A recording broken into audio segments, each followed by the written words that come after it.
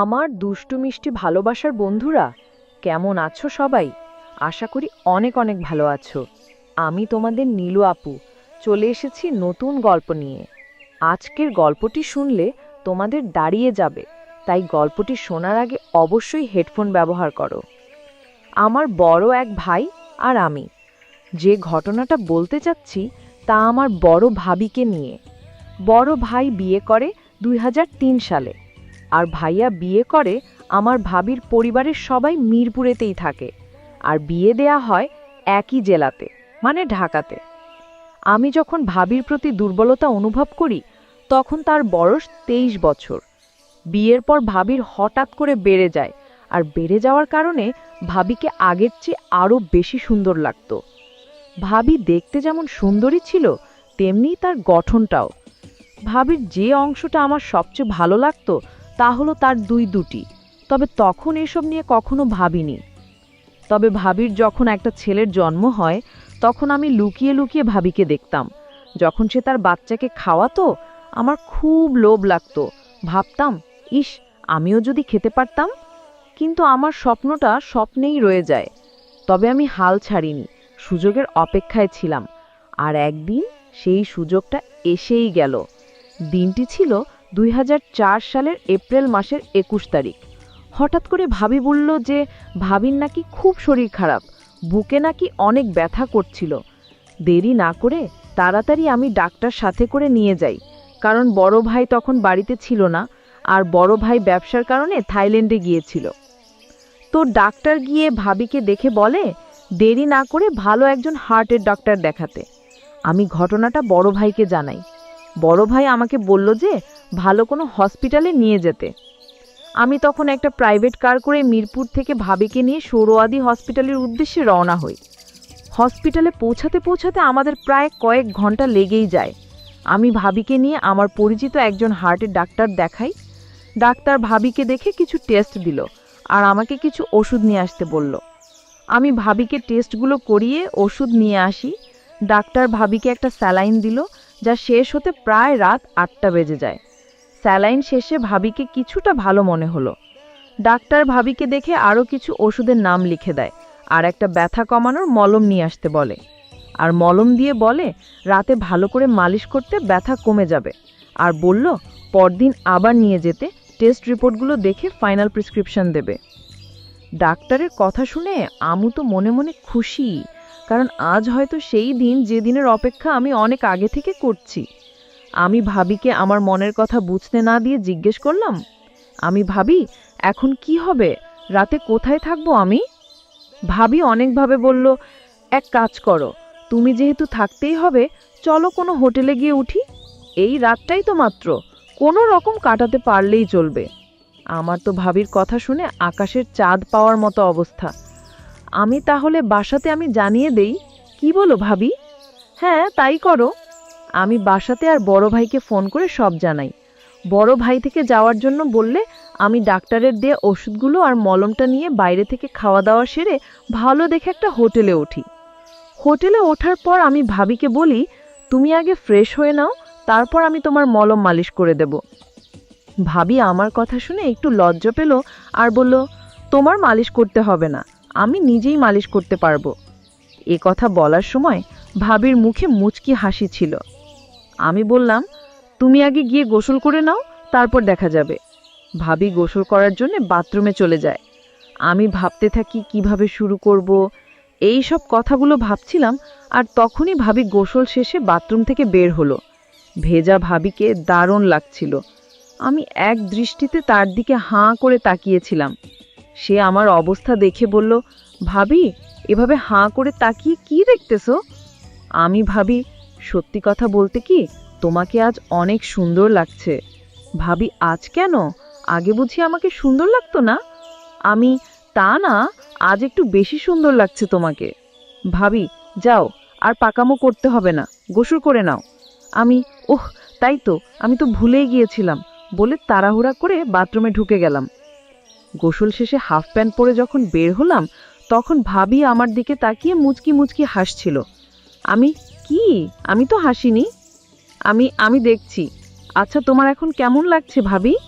ভাবি, আগের চেয়ে একটু ভালো, তবে বুকের ব্যথাটা এখনো তেমন কমেনি। তুমি ওষুধগুলো খেয়ে শুয়ে পড়ো, আমি তোমার শরীরে মালিশ করে দেব, দেখবে কমে যাবে। ভাবি, বললাম না আমি নিজেই মালিশ করতে পারবো, তোমাকে কষ্ট করতে হবে না বলে ভাবি ওষুধগুলো খেলো। তুমি পারবে না, কেউ কি নিজের শরীর মালিশ করতে পারে? অথচ বাড়াগাড়ি না করে সুন্দর করে লক্ষ্মী মেয়ের মতো শুয়ে পড়ো। ভাবি আর কি করবে, আমার বায়নার কাছে হার মেনে শুয়ে পড়ল আর বলল, অনেক তো মালিশ করার শখ, আজ দেখব কেমন মালিশ করো। আমি বললাম, ওমা, তুমি কাপড় পরে থাকলে মালিশ করব কিভাবে? ভাবি, আমি তোমার সামনে কাপড় খুলতে পারবো না। আমি কি তোমার পর নাকি যে আমার সামনে লজ্জা পাচ্ছ? আর আমি তো তোমাকে সব কাপড় খুলতে বলছি না, শুধুমাত্র শাড়িটা। ভাবি, আচ্ছা বাবা, ঠিক আছে। আমি তো এক পলকে তাকিয়ে আছি। তখন আমি মলমটা নিয়ে মালিশ করা শুরু করলাম। ভাবি আমার হাতের পেয়ে চোখ বন্ধ করে ফেলে। আমি আস্তে আস্তে তার চারপাশে মালিশ করতে থাকি। আমি ভাবিকে জিজ্ঞাসা করলাম, ভাবি, এখন কেমন লাগছে তোমার? ভাবি, অনেক ভালো লাগছে। তুমি নিজেই করতে পারতে এমন মালিশ? ভাবি, কখনো না। তাহলে তখন তো খুব বলছিলে তুমি নিজেই মালিশ করতে পারবে। ভাবি, এমনি বলেছিলাম, সত্যি কথা বলতে কি, তোমাকে বলতে আমার লজ্জা করছিল। এখন লক্ষ্মী মেয়ের মতো চুপ করে শুয়ে থাকো, আমি ভালো করে মালিশ করে দেই, দেখবে তোমার ব্যথা কমে যাবে। ভাবি, ঠিক আছে বলে চুপ করে শুয়ে রইল। দেখলাম ভাবি কিছু বলছে না। সাহস করে বললাম, ভাবি, একটা কথা বলি। ভাবি, বলো। ভাবি কিছু না বলে চুপ করে রইল। দেখে আমি আবার বললাম, ভাবি, তোমার খুলে দেই? ভাবি, দেখো, এগুলো ভালো না। তুমি আমার আপন দেবর, আর আমি কিভাবে তোমার সামনে অর্ধনগ্ন হব? আর আমি তাড়াহুড়োর ভিতরে কিছু পড়েনি। এখানে তো তুমি আর আমি ছাড়া আর কেউ নেই। আর এখানে খারাপের কি আছে? আমি তো তোমার ওগুলো অনেকবার দেখেছি, তাই আমার সামনে লজ্জা কিসের? আমি তো শুধু তোমার ভালোর জন্য বলছিলাম।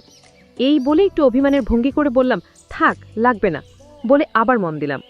ভাবি কিছুক্ষণ ভেবে বলল, ওমা, আমার দেবরটা দেখি আমার উপর রাগ করেছে, বলে আমার মাথাটা তার দিকে তুলে নিল আর বলল, ভাবি, আচ্ছা, তুমি কি বুঝি আমাকে লুকিয়ে লুকিয়ে দেখতে? দেখবর, ভাবি, এসব ঠিক না। আর কেউ জানলে আমার তো সর্বনাশ হয়ে যাবে। তোমার কি মাথা খারাপ নাকি? আমি কেন কাউকে বলতে যাব?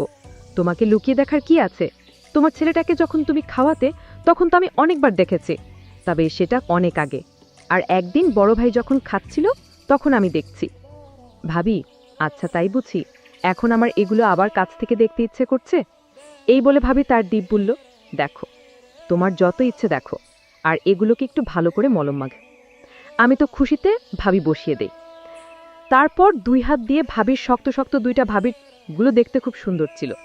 আমি মনের সুখে অনেকক্ষণ পর ভাবিকে বললাম, ভাবি, তোমাকে একটা কথা বলি, রাগ করবে না তো? ভাবি, না, রাগ করব না। আমি আমি তোমাকে অনেক ভালোবাসি। ভাবি, আমিও তোমাকে অনেক অনেক ভালোবাসি। আমি আমি তোমার অনেক ভালোবাসি। ভাবি হতভম্ব হয়ে বলে, আমাকে কি? সত্যি বলছি ভাবি, তোমাকে আমি সবসময় লুকিয়ে লুকিয়ে দেখতাম। ভাবি, কি বলছো তুমি এসব কথা? আর কি কি দেখেছো আমার? আমি বললে তুমি রাগ করবে না তো? ভাবি, না, করব না, বলো। আমি একদিন তোমাকে বড় ভাই কাজটাও আমি দেখছি, আর তখন থেকে আমারও তোমাকে খুব ইচ্ছা করত। ভাবি না বোঝার ভান করে, কি ইচ্ছা করতো তোমার আমার সাথে? আমি বড় ভাই যা করছিল। ভাবি, তোমার কি মাথা খারাপ হয়েছে নাকি? তুমি জানো তুমি সব কি বলতেছো? তাছাড়া আমরা ভাবি দেবর। তুমি তাহলে কিছুই জানো না। আজকাল সবই সম্ভব। আমি অনেকগুলো ছবি দেখছি, যেখানে শুধু দেবর ভাবি কেন, ভাই বোন মা ছেলেও ওইসব কাজ করে। ভাবি, আমি বিশ্বাস করি না, তুমি সব বানিয়ে বলতেছো। আমি কসম ভাবি, আমি কিছুই বানিয়ে বলছি না, সবই সত্যি। প্রথম প্রথম আমিও বিশ্বাস করতাম না, কিন্তু যখন দেখলাম তখন বিশ্বাস না করে থাকতে পারিনি। আর এছাড়াও বাজারে অনেক গল্পের বইও পাওয়া যায়, যেখানে মা ছেলের, বাবা মেয়ের আর ভাই বোন ভাবি দেবরের গল্পে ভরপুর। ভাবি, তুমি সত্যি বলতেছো?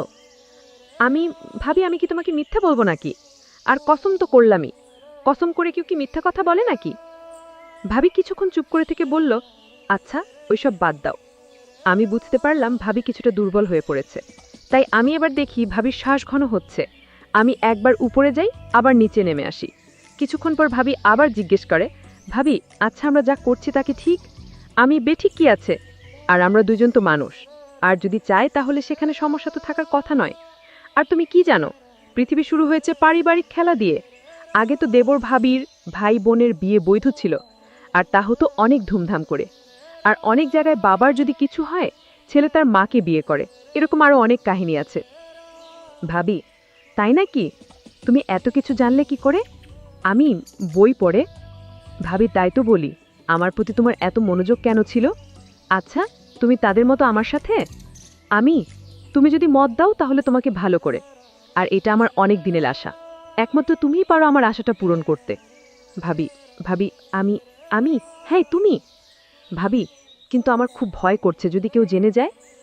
আমি আর তুমি যদি কাউকে না বলি তাহলে কে জানবে? ভাবি, তা ঠিক, তবে এটা করা কি ঠিক হবে?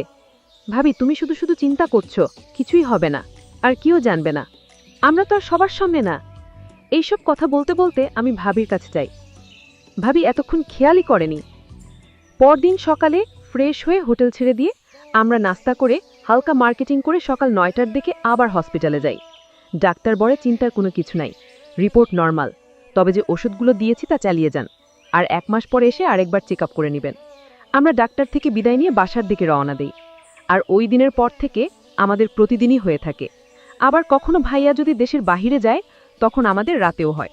আর এভাবেই আমাদের ভাবি দেবরের সম্পর্ক চলতে থাকে, যা আজ পর্যন্ত চলছে।